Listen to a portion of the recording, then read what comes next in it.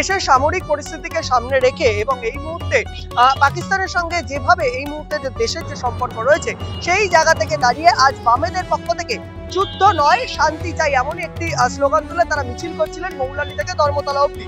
বামেদের নাগরিকদের মিছিল ছিল এবং সেই মিছিল যখন মৌলালি মোড়ে এসে পৌঁছায় একাধিক পুলিশ কর্মী এখানে দেখা যাচ্ছে যারা কিন্তু সেই মিছিলটিকে আটকায় এবং সেই মিছিলকে আটকানো পুলিশের পাশাপাশি কিন্তু বিজেপি নেতা সজল ঘোষের নেতৃত্বেও কিন্তু একটি মিছিল এখানে আসে এবং তারা দুপক্ষের মধ্যে কিন্তু একটি বাদানুবাদের পরিস্থিতি সৃষ্টি হয় এবং দুটি মিছিল থেকে একাধিক ব্যক্তিত্বকে বিশেষ করে বিজেপি নেতা সজল ঘোষকে আটক করে এখানকার যারা পুলিশরা ছিলেন এবং এই দুই উত্তপ্তময় পরিস্থিতির জন্য মৌলালি মোড় প্রায় 30 মিনিটের জন্য পুরো মৌলালি মোড় অবরুদ্ধ হয়ে যায়। কলকাতার মৌলালি মোড় থেকে ধর্মতলা পর্যন্ত একটি যুদ্ধ উন্মাদনা বিরোধী গণমিছিলের ডাক দিয়েছিল যে সমস্ত ব্যক্তি যারা নিজেদেরকে শুভবুদ্ধি সম্পন্ন ধর্মনিরপেক্ষ ব্যক্তি বলে দাবি করছে এদের মূল দাবি যুদ্ধ নয় শান্তি চাই।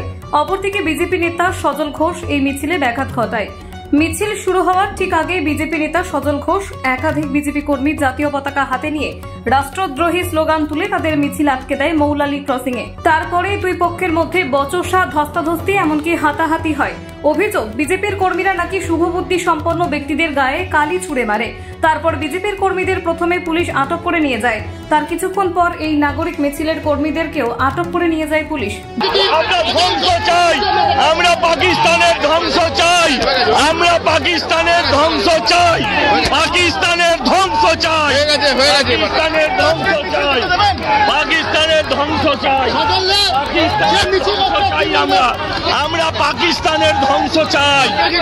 আরে এটাই তো পুলিশ বলুক, পুলিশ দেশ বিরোধী হয়েছে, বিজেপি বিরোধিতা করতে করতে পুলিশ দেশ বিরোধী হয়ে যাচ্ছে। আরে জাতীয় পতাকা সহ্য হচ্ছে না, ওদের জাতীয় পতাকা সহ্য হচ্ছে না, ওদের জাতীয় পতাকা সহ্য হচ্ছে না। এইভাবে পুলিশ পুলিশ দেশদ্রোহীদের হয়ে লড়ছে, কি করব? পুলিশ দেশদ্রোহীদের হয়ে, দেশদ্রোহীদের হয়ে পুলিশ নকশাল যারা পুলিশ হয়ে পুলিশ পাকিস্তানে দালালি করছে। আপনারা কি সরকারের বিরুদ্ধে কথা বলছেন? তাহলে সরকারই তো যুদ্ধবিরতি ঘোষণা করেছে, আমরা তো সেটাই বলছি। এখানটাতে ভারত এবং পাকিস্তান মিলে যুদ্ধবিরতি ঘোষণা করেছে, আমরা যুদ্ধবিরতি আবার কি ভারত যুদ্ধ ঘোষণা করেছে? করেনি তো ভারত যুদ্ধ ঘোষণা। তাহলে শান্তির বার্তা আপনারা কি চান? আপনারা ধ্বংস চান, আপনারা ধ্বংস চান, আপনারা ধ্বংস চান। আপনি সাংবাদিক, সাংবাদিক নাকি ধ্বংসের পক্ষে বলতে এসেছেন? আপনারা কারা? আপনারা কারা? আপনারা সাংবাদিক না ধ্বংস করতে এসছেন? আপনারা ধ্বংস করতে এসছেন, আপনারা ভারতকে ধ্বংস করতে এসছেন। সন্ত্রাসবাদীদের তো ধরতে পারেনি, ট্রাম্প দাদা এসে বলল, তারপরে মাথা নত করে দিল, ভারতবর্ষের সার্বভৌমত্ব বিকিয়ে দিল। তা আপনারা কিসের কথা বলছেন? আপনারা কি সাংবাদিক? আপনারা কি সাংবাদিক? যুদ্ধ হয়নি তাহলে বলতে আসছেন কেন? আপনি বলছেন কেন? আমরা শান্তি বলতে এসেছি, আমরা সব শান্তির কথা বলছি।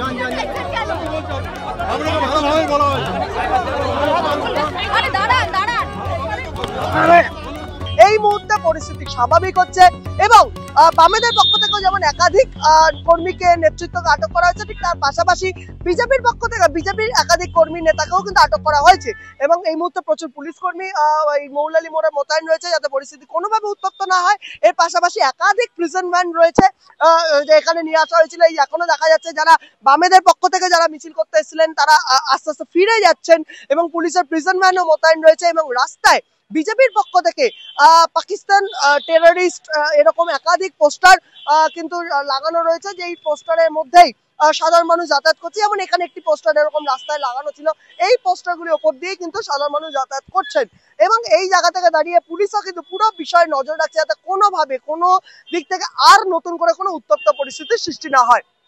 জজবাত 24 বাংলার জন্য বিক্রান্ত রায় রিপোর্ট, মৌলালি।